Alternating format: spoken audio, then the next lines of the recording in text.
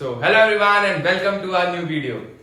आज जो टॉपिक है वो है एफएम चैप्टर 4 जो है कॉस्ट ऑफ कैपिटल, जिसको बहुत बड़ा चैप्टर है एंड बहुत सारे फॉर्मूलेज है उसमें एंड उसमें काफी चीजें समझ में नहीं आती है कि इसका रेट कैसे निकालें एंड केडी केई केपी एंड डब्ल्यूएसीसी क्या होता है। तो सारी चीजें के बारे में आज बात करेंगे एंड जैसे अभी पिछले 2 दिन से मैंने चैप्टर्स को इजी कर दिया है, इस चैप्टर को भी आज इजी कर देंगे।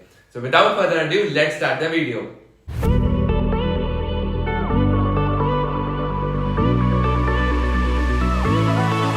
So first of all let's understand कि कॉस्ट ऑफ कैपिटल का मतलब क्या होता है। सो देखो ये एक डायग्राम बना हुआ है। तो क्या होता है, equity share capital, preference share capital, जो भी शेयर होल्डर्स होते हैं वो अपना पैसा जो है इन्वेस्ट करते हैं ऑर्गेनाइजेशन में। फिर ऑर्गेनाइजेशन उसको मल्टीपल एसेट्स में और प्रोजेक्ट में इन्वेस्ट करती है, फिर उसको क्रिएट करते हैं और सेल करते हैं गुड्स एंड सर्विसेज, जिससे अपन को पैसा अर्न होता है। तो जो वो पैसा अर्न हुआ वो ऑर्गेनाइजेशन के लिए रिटर्न ऑन इन्वेस्टमेंट होता है। लेकिन वही जो ऑर्गेनाइजेशन है जब वो पैसा इक्विटी शेयर होल्डर्स को या प्रेफरेंस शेयर होल्डर्स को देती है, सो उसको कॉस्ट ऑफ कैपिटल बोलते हैं। यानी जो रिटर्न एक्सपेक्टेड होती है इक्विटी शेयर होल्डर को, उस एक्सपेक्टेशन को अपन बोलते हैं कॉस्ट ऑफ कैपिटल। अब बहुत सारे लोग कंफ्यूज हो जाते हैं इसके डिफरेंस के बीच में। So cost of capital is not the amount which a company pays to its capital. So ये वो वाला अमाउंट नहीं है जो कंपनी कैपिटल पे पे करती है। It is actually the return expected by the providers of capital. जो रिटर्न एक्सपेक्ट करते हैं जो providers, equity share holders, preference share holders. बात करते हैं इस चैप्टर में हमारा बेसिक ऑब्जेक्टिव क्या है। तो फाइनेंस मैनेजर का जो बेसिक ऑब्जेक्टिव होता है वो होता है प्रॉफिट मैक्सिमाइजेशन और वेल्थ मैक्सिमाइजेशन। अब वेल्थ मैक्सिमाइजेशन के लिए हम लोगों को वैल्यू ऑफ कंपनी का एक फॉर्मूला होता है जो होता है PBIT, profit before interest and tax, and WACC. WACC का मतलब है weighted average cost of capital या फिर overall cost of capital. So हम लोगों को अगर वैल्यू ऑफ कंपनी को इंक्रीज करना है, मैक्सिमाइज करना है, तो क्या करना पड़ेगा, जो डब्ल्यूएसीसी है उसको लोएस्ट रखना पड़ेगा। वो लोएस्ट रहेगा तो हमारी वैल्यू ऑफ कंपनी ज्यादा आएगी। तो हमारा बेसिक ऑब्जेक्टिव ये है कि जो हम लोगों का ओवरऑल कॉस्ट ऑफ कैपिटल है उसको सबसे ज्यादा लोएस्ट रखना है, तभी हमारा वेल्थ मैक्सिमाइजेशन होगा। अब बात करते हैं cost of long term debt को कैसे कैलकुलेट कर सकते हैं, यानी केडी को कैसे कैलकुलेट कर सकते हैं। तो ये दो तरीके से कर सकते हैं, एक होता है कॉस्ट ऑफ इररिडीमेबल डेट और एक होता है कॉस्ट ऑफ रिडीमेबल डेट। सबसे पहले बात करते हैं कॉस्ट ऑफ इररिडीमेबल डेट की। तो कॉस्ट ऑफ इररिडीमेबल डेट का मतलब है जो ऐसा डेट जो बाद में पे ना करना पड़े, यानी जब वाइंड अप हो सिर्फ तभी रीपे होगा, वरना उसका रीपेमेंट नहीं होता है, सिर्फ इंटरेस्ट पे होते जाता है। सबसे पहली बात, इस चैप्टर में जो भी इंटरेस्ट कैलकुलेट होगा वो नेट ऑफ टैक्स होगा, यानी सिर्फ इंटरेस्ट नहीं होगा, उसका फॉर्मूला होगा इंटरेस्ट 1 माइनस टैक्स। इसका मतलब इंटरेस्ट नेट ऑफ टैक्स आएगा। सो ये जो इररिडीमेबल डेट का फॉर्मूला है वो है kd equals to interest 1 minus tax upon net proceeds. अब नेट प्रोसीड्स का मतलब क्या होता है, नेट प्रोसीड्स का मतलब होता है इशू प्राइस जितने पे इशू किया माइनस इशू एक्सपेंस, यानी जो भी उस पे एक्सपेंस लगे। यानी 100 रुपए अगर इशू प्राइस है और 2 रुपए इशू एक्सपेंस लग गए तो 98 का नेट प्रोसीड्स हो जाएगा। सो ये हम लोगों का सिंपल फॉर्मूला होता है। सो इससे हमारा क्या आ जाता है, कॉस्ट ऑफ इररिडीमेबल डेट। अब बात करते हैं कॉस्ट ऑफ रिडीमेबल डेट की। तो इसमें क्या होता है, इसमें दो मेथड होते हैं, एक होता है अप्रोक्सीमेशन मेथड, एक होता है internal rate of return method. तो अप्रोक्सीमेशन मेथड में क्या होता है, अब ये रिडीमेबल डेट है तो इसकी लास्ट में मतलब 5 साल बाद 10 साल बाद इसकी रिडेम्पशन वैल्यू कुछ होगी।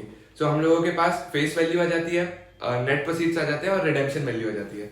सो इसका फॉर्मूला क्या बन जाता है, जो पहले वाला फॉर्मूला था इंटरेस्ट 1 माइनस टैक्स, ठीक है, और नीचे नेट प्रोसीड्स आते थे। तो अब इसमें एडिशन क्या होगा, interest 1 minus tax plus redemption value minus net proceeds upon n. N का मतलब क्या है, जितने साल के लिए वो रिडीम हो रहा है। मान लीजिए 5 साल के लिए, 10 साल के लिए, तो एन 5 या 10 हो जाएगा। फिर नीचे आ जाता है एवरेज, किसका किसका, redemption value plus net proceeds upon 2, तो उसको एवरेज कर देते हैं। सो अब बात करते हैं इंटरनल रेट ऑफ रिटर्न वाले मेथड की। सो इसमें बेसिकली करना क्या होता है, इसमें हम लोगों को एनपीवी निकालना होता है, यानी cash outflows minus cash inflows. So जब एनपीवी जो है वो 0 आता है, ऐसा रेट निकालना है जहां पे एनपीवी 0 है। सो इसके लिए बेसिकली करना क्या होता है, हमारे पास रिडेम्पशन वैल्यू होती है और बीच में साल में इंटरेस्ट दिया होता है। तो वो जो इंटरेस्ट है उसका प्रेजेंट वैल्यू निकालना है और साथ में जो रिडेम्पशन वैल्यू है उसका प्रेजेंट वैल्यू निकालना है। सो इसमें बेसिकली एक दो कैलकुलेटर ट्रिक होती है, एक होता है प्रेजेंट वैल्यू इंटरेस्ट फैक्टर, एक होता है प्रेजेंट वैल्यू एन्युटी फैक्टर। वो मैं एक शॉर्ट्स में डाल के आपको एक्सप्लेन कर दूंगा, तो वो आप देख लीजिएगा। फिर हम लोगों को अब आईआरआर कैसे निकालना पड़ता है, सबसे पहले ये टेबल बनी हुई है, तो इसमें हम लोगों को डिस्काउंटिंग फैक्टर खुद ही अज्यूम करना पड़ता है, मतलब अपने ऊपर होता है कौन सा डिस्काउंटिंग फैक्टर लेना है। सो मैंने इसमें लिया है 8% और 10%। तो मान लीजिए 0 ईयर में हमारा जो नेट प्रोसीड्स है वो है 96 और एक मतलब डिस्काउंटिंग फैक्टर जब कैश आउटफ्लो है तो वो तो 1 रहेगा, ठीक है। फिर डिस्काउंटिंग कैश फ्लो जो आया वो आया 96। तो अब जो 1 से 5 साल रहेंगे उसमें अपन को इंटरेस्ट रिसीव होगा। मैंने आपको बताया था इंटरेस्ट जो है वो नेट ऑफ टैक्स होगा। So interest 1 minus T, interest 10 रुपए का था, उस पर 3 रुपए टैक्स लगा, सो हमारा 7 रुपए हो गया। तो उसके बाद हम लोग निकालेंगे डिस्काउंटिंग फैक्टर। तो 8% पे कैसे निकालेंगे, 1 डिवाइडेड बाय 1.08 और फिर उसको इक्वल टू 5 बार करेंगे। सो ऐसे हमारा जो है लास्ट में डिस्काउंटिंग फैक्टर आएगा 5th ईयर का। फिर हम लोग जीटी दबा देंगे तो हमारा ग्रैंड टोटल आ जाएगा, तो वो आएगा 3.993। अगर आपको समझ में नहीं आया तो शॉर्ट्स में ट्रिक डालिए, वो आप एक बार देख लीजिएगा। फिर इसके बाद ये हमारा डिस्काउंटिंग कैश फ्लो आ जाएगा। फिर लास्ट में जो 5th ईयर होगा उसमें हमारा रिडेम्पशन वैल्यू है, तो उसकी भी प्रेजेंट वैल्यू निकालनी है। तो वो कैसे निकलेगी, उसका वैल्यू है 105 रुपए और हम लोगों को 5th ईयर का प्रेजेंट वैल्यू इंटरेस्ट फैक्टर निकालना है, तो वो आ रहा है 0.681। तो इससे हमारा डिस्काउंटिंग कैश फ्लो आ जाएगा। तो ये एनपीवी जो आ रहा है वो आ रहा है 3.46। अब हम लोगों को लाना है एनपीवी 0, तो वो हम लोगों को पता नहीं कैसे आएगा। सो अभी 8% रेट लिया था, अब लेंगे 10% रेट। मतलब जैसे जैसे रेट बढ़ता जाता है एनपीवी कम होता जाता है। सो जब 10% रेट लिया तो एनपीवी आ रहा था -4.25, यानी हम लोगों को दोनों के बीच में हम लोगों को 0 लाना है।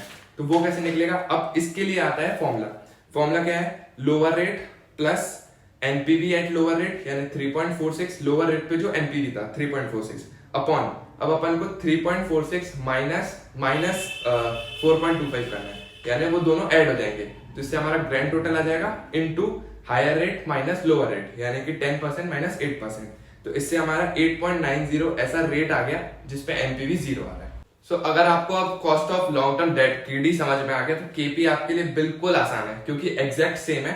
बस इसमें डिफरेंस ये है कि जो हम इंटरेस्ट निकाल रहे थे उसमें, इसमें आता है प्रेफरेंस डिविडेंड, लेकिन ये नेट ऑफ टैक्स नहीं होता है, ये preference dividend as it is रहता है जैसा आया है।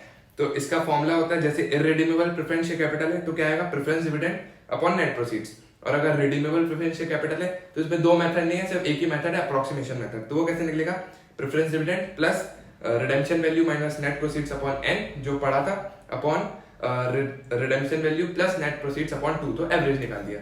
तो ये हमारा बिल्कुल सेम वैसे ही है। अगर आपको cost of long term debt समझ में आ गया तो ये भी बहुत ज्यादा इजी है। अब आते हैं अगले पे जो है cost of equity share capital यानी कि केई। अब केई को निकालने के लिए 5 अप्रोच होते हैं। अब केई में ये होता है कि प्रेफरेंस शेयर कैपिटल में तो डिविडेंड जो था वो फिक्स्ड रेट पे आता था, लेकिन जो इक्विटी शेयर कैपिटल है उसमें अनसर्टेन रहता है, यानी किसी भी रेट पे आ सकता है, वो कंपनी पे डिपेंड करता है। सो इसके 5 अप्रोच होते हैं। पहला अप्रोच होता है डिविडेंड प्राइस अप्रोच। इसका मतलब होता है जब डिविडेंड हमारा कांस्टेंट रहेगा। सो फॉर्मूला क्या है, के इक्वल्स टू D1 यानी dividend upon P0 minus FC। FC का मतलब फ्लोटेशन कॉस्ट और P0 का मतलब है जो प्राइस चल रहा है उस समय, तो प्राइस माइनस फ्लोटेशन कॉस्ट। इसके सेकंड अप्रोच आता है अर्निंग्स प्राइस अप्रोच, जिसमें क्या करते हैं जो ईपीएस है यानी अर्निंग पर शेयर है उसको कांस्टेंट मानते हैं। So EPS upon P0 minus FC। तो आप टेंशन मत लीजिए, ये सारी चीजें आपको क्वेश्चन में गिवन रहती है कि ये इतना ये वाला अप्रोच करना है, तो आपको इतना सोचना नहीं पड़ेगा। सो इसका फॉर्मूला होता है EPS upon P0 minus FC। फिर अगला आता है ग्रोथ अप्रोच और गॉर्डन्स मॉडल। ये वाला जो गॉर्डन्स मॉडल है ये आपको आगे चैप्टर में भी बहुत ज्यादा काम आएगा। सो इसमें हम लोग क्या अज्यूम करते हैं कि जो अर्निंग्स है और जो डिविडेंड है वो कांस्टेंट रेट पे ग्रो कर रही है।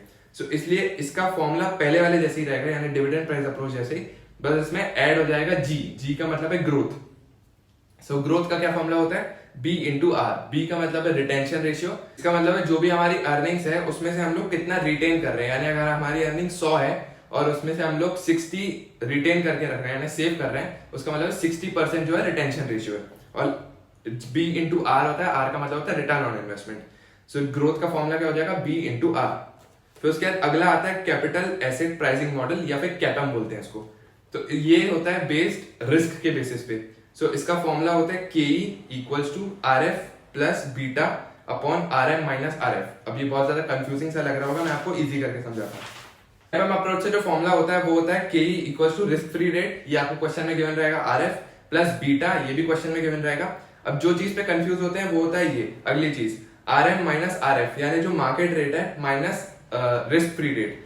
अब इसको हम लोग मार्केट रिस्क प्रीमियम भी बोलते हैं। कभी कभी क्वेश्चन में क्या होता है, आपको ये RM और RF नहीं दिया होता है, आपको सीधे मार्केट रिस्क प्रीमियम दिया होता है। सो आपको डायरेक्ट वो वैल्यू बीटा के साथ डाल देनी है। और अगर आपको सिक्योरिटी रिस्क प्रीमियम दिया हो, इसका मतलब आपको बीटा की भी, मतलब बीटा से इंक्लूड वाली वैल्यू भी दी है, यानी beta into RM minus RF, इसकी वैल्यू आपको गिवन है सिक्योरिटी रिस्क प्रीमियम में। तो इसके दूसरे फॉर्मूले भी हो सकते हैं ये RF plus beta market risk premium या फिर RF plus securities risk premium. So इससे हमारा KE कंप्लीट हो जाएगा। अब जो लास्ट रेट होता है वो होता है कॉस्ट ऑफ रिटेन्ड अर्निंग्स। अब ये एग्जैक्ट KE जैसा है, बस एक डिफरेंस है कि उसमें फ्लोटेशन कॉस्ट नीचे माइनस कर रहे थे, इसमें फ्लोटेशन कॉस्ट नीचे माइनस नहीं करेंगे, इसमें नीचे बस P0 लेंगे यानी सिर्फ प्राइस देंगे। So dividend price approach, earnings price approach, growth approach, CAPM, चारों चीजें सेम है। अब हमारे चारों रेट निकल गए। अब हम लोगों को निकालना क्या पड़ता है, एक टेबल बना के WACC यानी weighted average cost of capital. तो वो कैसे निकलता है, सो वो हम लोगों को ऐसी एक टेबल बनानी है जिसमें सबसे पहले सोर्सेज लिखने कहाँ से हम लोगों ने प्रोक्योर किया फंड, फिर अमाउंट लिखना है, फिर उसका वेट लिखना है। अब वेट कैसे आएगा, जो भी अमाउंट है उसका टोटल करेंगे और उसको उस मतलब अमाउंट के रेशियो में बांट देंगे तो वो वेट आ जाएगा हमारा। फिर उस वेट को कॉस्ट ऑफ कैपिटल जो हम लोगों ने कैलकुलेट किया उसके बेसिस पे इनटू कर देंगे। तो जब दोनों को इनटू करेंगे तो हमारा कॉस्ट ऑफ कैपिटल आ जाएगा इंडिविजुअल का, और जब टोटल करेंगे तो आ जाएगा weighted average cost of capital. अब जो वेट्स हैं वो दो तरीके के हो सकते हैं, या तो बुक वैल्यू के या तो मार्केट वैल्यू के। बुक वैल्यू के मतलब जो भी हम लोगों ने अभी तक देखे।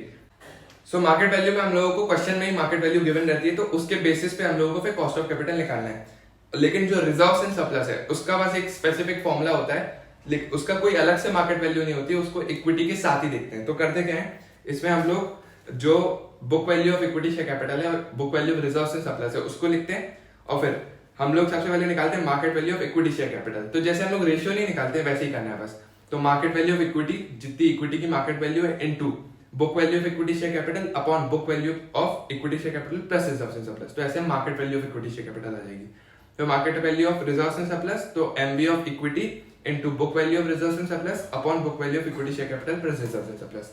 तो ऐसे हमारा मार्केट वैल्यू भी आ जाएगी, एंड इसी के साथ ये चैप्टर ऐसे कंप्लीट हो जाएगा। अगर आपने ये वीडियो पूरी देख ली तो आपको करना क्या है, जो भी मैंने फॉर्मुलेस बताए आपको सबसे पहले मॉड्यूल के सारे क्वेश्चन को प्रैक्टिस करना है। एंड ये जो मेरे नोट्स है ये मैंने नीचे डिस्क्रिप्शन में डाल दिए हैं। तो अगर आपको कोई फॉर्मूला या कोई चीज समझ में ना आई हो तो वो नोट्स में अच्छे से लिखा हुआ है, आप वो रीड कर सकते हैं।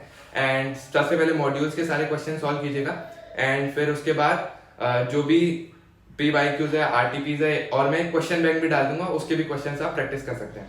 तो इसी के साथ आपका ये चैप्टर भी कंप्लीट हो जाएगा। एंड आई होप आपको वीडियो बहुत अच्छी लगी हो, एंड अगर अच्छी लगी तो प्लीज लाइक कीजिए, शेयर कीजिए, सब्सक्राइब कीजिए, एंड थैंक्स फॉर वॉचिंग।